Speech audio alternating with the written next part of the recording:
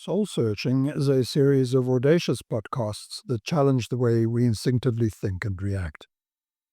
Often without our noticing, the world shapes us through education, media narratives, and social memes. We rarely get to question our assertions and opinions, so let me ask the awkward questions, poke holes in rigid beliefs, and propose lateral alternatives to the way we were taught to think. You might disagree with me, and that is okay. Soul searching is not about reaching conclusions, but about offering one a chance to hear a different perspective. What matters most is that we keep challenging, keep talking, and keep learning together. Here, debate isn't a battle over who is right. It's an opportunity to ponder, to see the world a little differently, and to broaden our personal understanding about ourselves and the role we have in this universe. If something in this episode unsettles you, there is space on the podcast's webpage to share your views.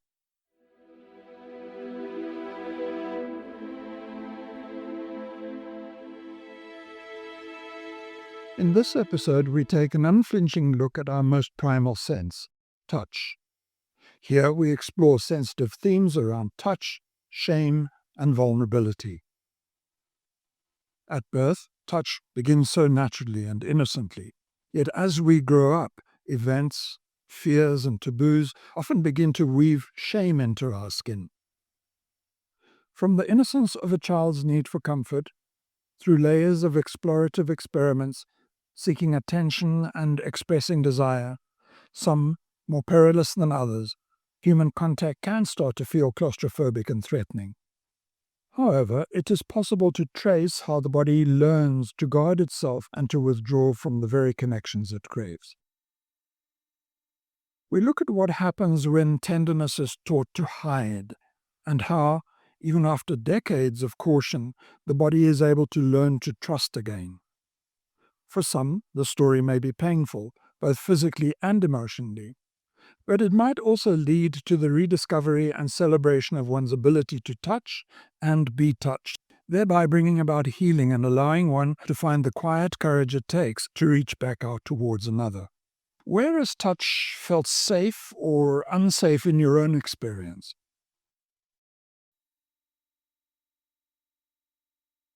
As I sipped my coffee this morning, my old dog Bova came over, stuck his nose under my arm, and nudged my wrist. He does this often, neither being demanding nor impatient, just gently reminding me that he is there. He knows the value of touch and is uninhibited in seeking tactile contact with me. Without thinking, I ran my fingers through his fur. In that small, wordless moment, something in both of us connected. A passing subconscious thought then awoke in my awareness. How wonderfully innocent and uncomplicated it is for Bova to seek my caress that is so assuring. A sequence beginning with a need for affirmation, followed by a pat to let him know that I am there, and ending in a flow of neurochemicals in the brain that pleases and deepens the bond between us. Once that thought dissipated, a strange residue of an awkward, undefinable sadness remained. It left me pondering two questions. When did touch become a thing so hard for me to seek and receive? And when did something so simple become so fraught with hesitation, suspicion, even dread? The emotion washed over me like a wave on a beach, feeling both like an unfulfilled need and a lament. It was a sudden longing for a guiltless touch, the kind that meets those unimpeachable needs before it has had chance to become something darker and more sinister. Of course, the only thing that gives me agency is to speak about myself. Yet I can only imagine how free and easy it is for many who enjoy unabashed touch, while for others who were molested, bullied, and abused, touch has become frigid, horrifying, and brittle. I guard my own skin as if it were private property, because, in my case, touch exposes a deeply vulnerable and unguarded part of myself. What keeps surprising me most isn't my immediate and instinctive recoil from touch, but the depth of turmoil caused by it and how easily and masterfully I have learned to hide my reflexes. Of course I yearn for affectionate touch, and under certain conditions, when the moment is right, it feels tender, safe, and almost sacred. Yet it teeters precariously because there are many moments when a deeply inculcated memory suddenly triggers something indefinable, and in an instant, like a mousetrap snapping shut, affectionate touch retreats, giving way to an entanglement of shame, repulsion, and awkward panic, all fighting for breath and frantically seeking an escape. There are two opposing forces at play, and only one may find expression in the moment. One is shy, romantic, vulnerable, and expressive. The other is self-protective, withdrawn, and mute. The former is tentative, sometimes lustful, often driven out of need, like an itch that pleads to be scratched. The latter, when triggered, is snappy. It has power to suppress any requirement for innocent touch. It shows up as disgust, while really being fear in disguise, not the kind with clear distinction. Affectionate touch shifts quickly. All at once, it gives way to a primitive fear of being seen, the fear of being known, the fear of exposure, and the fear of sinfulness. It's deeply confusing because the body wants it. Every cell leans into it as my skin wakes up. Yet another part of me, the part trained to survive disapproval and rejection, slams on the brakes. That kind of reaction doesn't come out of nowhere. I long to surrender to it, but I freeze. My body goes into high alert before the part of me that knows I'm safe even gets a chance to awaken. This is the echo of early lessons absorbed long before I had words for them. As an ill toddler, touch was painful, forbidden, and withheld. Throughout my upbringing, I learned that the body was a vehicle for temptation and sin. As a teenager, my affectionate feelings stood apart from convention. And my parents, who were of the old-fashioned kind, cringed with horror at any public display of affection. Their love finding expression through restraint and hidden duty rather than through skin. For me, touch isn't creepy. It's more of an invasion, not from the outside, but from within. Touch is a tenderness that my system still interprets as threat, and I don't yet have a tidy answer to why this happens. As I patted Bova and twiddled his ear, I realized that I'm much safer and wiser now, even though my muscle memory hasn't caught up properly.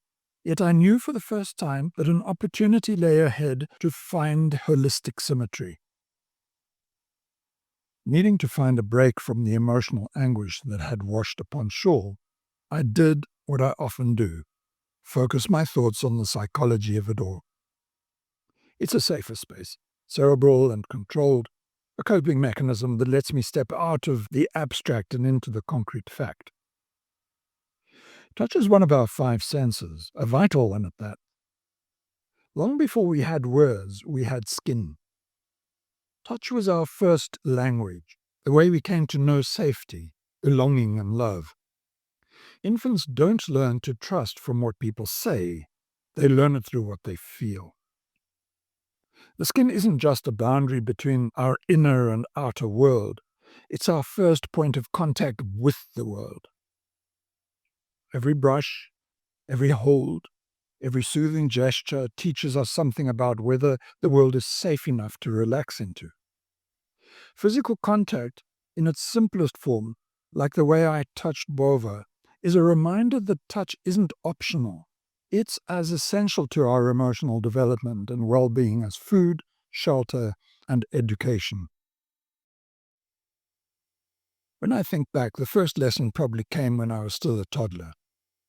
Weakened, I nearly succumbed to eczema, but my mother's love kept me alive. She couldn't hold me. Her touch was fire to fragile skin. Love had to travel another route. Maybe that's where the confusion began, when comfort and pain arrived in the same package. I often wonder how many of us grew up that way. Not unloved, just untouched. and how later we may have mistaken tactile tenderness for danger. I poured another coffee while my mind connected more of the dots, tracing an outline that predisposed my awkwardness with touch. I must have been about 12. My sister was a few years younger. We were on the back seat of the car. Mum and Dad had taken us to the drive-in because they wanted to see Gone with the Wind. In the final scene, Clark Gable and Vivian Leigh embrace and kiss each other on the beach. That closing scene caused my mother much anguish. "Cover the children," she whispered to my dad. And just like that, without a word, he threw the blanket over our heads. They must not see such a blatant display of affection. I remember lying there in the dark, peeking out from under that blanket, wondering what all the fuss was about. Open affection wasn't allowed in our world. Perhaps it was even too dangerous for Mum and Dad. But here's the thing. That tiny moment wired into me somehow, and I still feel it. Both parents carried that reserve in their bodies, especially my mother. Hugging her was like hugging an ironing board. Straight-backed, unyielding, and radiating the heat of anguish rather than the warmth of tenderness. She expressed her love through action, not embrace. My brain accepted the imprint that tender, affectionate touch is taboo. When two signals fire together in the same heartbeat, the need and the inappropriateness, it easily shapes how we handle closeness later in life, wanting to reach out, but also having to pull back. Looking back, I see my mother's reaction through the lens of her faith and her culture. She was protecting us the only way she knew how. But to my young nervous system, it was simply mixed messaging at full volume. Closeness exposes too much. It's only after decades of introspection that I realized my body has obeyed that night's instruction, getting the message that affection means disapproval. So it's better not to be seen, not to be known, not to be exposed, but to stay safely under the blanket. For many, touch is a truly touchy topic. A father once told me how frightened he was of touching his children, not because he harbored any wrong intent, but because society had made him feel awkward and self-conscious when doing so. Even with his wife, touch had become constrained. Their intimacy had faded, replaced by distance, and he mourned the closeness that they once knew. While touch is one strand in the fabric of lovemaking, it is not the only one. Tease apart a thread from a skein of wool and you'll see that it is made up of finer filaments twisted together. Each adds strength and texture, yet each can be drawn apart and examined on its own. The same is true of intimacy. There is touch, the sensory language of care and recognition. There is the act itself, the biological, passionate dance between bodies. And there is the silent communication beneath it all, the exchange of safety, tenderness, curiosity, surrender, and trust. These are distinct threads, though we usually spin them together. Yet somewhere along the way, humanity's desire for a spiritual yardstick took those separable threads and twisted them so tightly that they became one inseparable cord. In doing so, properness made the entire skein feel tainted. Cognitive awareness of our morality, measured against spiritual standards of purity and chastity, turned what was once our purest language of innocent connection into a need to conform. Binding ourselves to these moral standards, we remain under constant surveillance.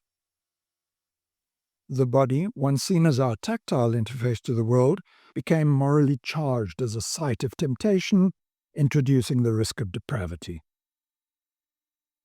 And touch, even in its innocence, found itself condemned by association. Little wonder that Mum and Dad, secure in their faith, might have been too afraid to let tenderness cross the invisible lines drawn by what they believed was right. They believed that intimate touch is clearly endorsed, but solely within the context of marriage. giving me a framework that saw touch as something needing boundaries. This kind of double encoding is powerful. It teaches the developing brain that touch, especially affectionate or romantic touch, is both desirable and dangerous, magnetic and taboo. That disparity rarely appears consciously. It lives as tension in the body, the urge to reach out and the reflex to pull back, both firing simultaneously. I always erred in favor of no touch, rather than risking the accusation of impropriety or misunderstood intention. It's safer to hide under the blanket than it is to be seen and touched. The paradox of protective distance is that sometimes we refrain from touching not out of rejection of another, but out of love. We hold back to avoid pain, to respect boundaries, to preserve dignity. Yet this restraint can itself become a quiet kind of loss. I often wonder how much of my adult reluctance to touch comes from the body's memory of pain and wounded skin, and how much stems from the cultural memory of faith and its taboos. There are moments when I long for freedom in my physical expression, yet find myself confined by internalized rules and a sense of unease. However, there is yet another layer that complicates touch even more. The self-protective maxim I learned early, that physical intimacy provokes disapproval, so curiosity must be hidden. Over time, that blend of secrecy, arousal, and inhibition hardens into the emotional principles we call taboo. It was around the time when Mum prevented us from witnessing the final beach scene in Gone with the Wind when I began transitioning into adulthood. As it happened, my attraction leaned towards other men. While I knew no label by which to define myself, I sensed that it was forbidden both within our religion and criminalized under apartheid South African law. It was during these post-puberty years when touch began to carry a different meaning, and one that also came with immense personal risk of being exposed. I dared not allow truth about myself to leak into the public domain, as the consequences would have been catastrophic. These parts of me that longed for touch had to, by their very nature, remain hidden. That's a brutal kind of conditioning because it doesn't merely suppress sexual expression. It fractures the very capacity for safe intimacy. Touch becomes synonymous with danger, exposure, even annihilation. The consolidation of the pain of touching inflamed skin, the censorship of touch under a blanket, and the erasure of a vital part of oneself meant that love and touch were no longer innocent. Now at the age of 73, a new kind of awkwardness around touch arises. Touch among the elderly can seem suspect, even a little creepy. In my youth, I had a stereotyped, rather myopic sense that the elderly forewent closeness, let alone indulge in moments of intimacy. It seemed unimaginable back then that the elderly would even experience arousal within the fragility of a fading body. I imagined that lust remained in the minds of the aged as one of those 7 deadly sins, without finding expression. That awful term, dirty old man, comes to mind, whatever that is supposed to imply. It also seemed repugnant back then when an octogenarian widow and widower fell in love and got married. Yet as a therapist and coach, I have met several elderly persons who tell me that skin hunger doesn't fade with age. It deepens, and I'm beginning to sense that for myself. Regular platonic touch, such as hugs, massage, and a steady hand on the shoulder, lowers blood pressure, eases anxiety, and dissolves loneliness. I know of single older gay men who, out of fear and necessity, denounce their sexuality and metaphorically return to the closet from whence they once emerged. Why? Because it's safer for them to present asexually when prejudice and bigotry come from others within some frail care facilities. When the world tells you that your way of touching or loving is unacceptable, how do you keep tenderness alive? How do you unlearn the reflex of shame that eclipses desire? Is it possible to separate touch from fear once they've been fused for decades? And how do we reclaim touch, not merely as physical contact, but as permission to be seen? We have at least one tangible reference that shines a light of hope, particularly for older gay men who refuse to hide. In gay society, the notion of daddies challenges broader societal narratives about aging. While mainstream culture often sidelines older individuals, gay society highlights the strength of intergenerational connections and romance. The term doesn't denote parentage, but symbolizes grounded masculinity, dependability, and a celebration of lived experience. It fosters the idea of care, connection, and mentorship. The more mature a man is, for most men, the more aware they are in life. This is an encouraging reframing of the role of the elderly, particularly where society sees age as end of life, instead of seeing it as a placeholder of wisdom. In those cases, like mine, where there is a dichotomy between moral taboos and one's natural need for affectionate touch, somatic therapy, sometimes called consensual touch healing, offers one path to reintroduce the innocence and beauty of affirmative, infinite touch in one's life. Such work often unsettles those who have known touch only through the lens of sex or sin, making it truly difficult for one to engage in such healing. Yet if one can overcome this fear and reluctance, even with a little proactive counseling, it quickly restores the body's right to safe, affirming contact. After years of being told that touch is dangerous, the nervous system forgets how to tell safe from unsafe. Healing begins by slowing down, breathing, relearning that being held need not mean harm. The skin and fascia carry memory. These healing practices help them learn new stories. In a way, it closes the loop, bringing touch from a place of pain and prohibition to a space where it can heal and celebrate. Maybe the antidote isn't to touch less, but to grant ourselves permission to touch and be touched, consciously. This applies equally to families, friendships, and in the tender territory of aging. It might be what it takes for a body that has known only guarded touch to learn to relax.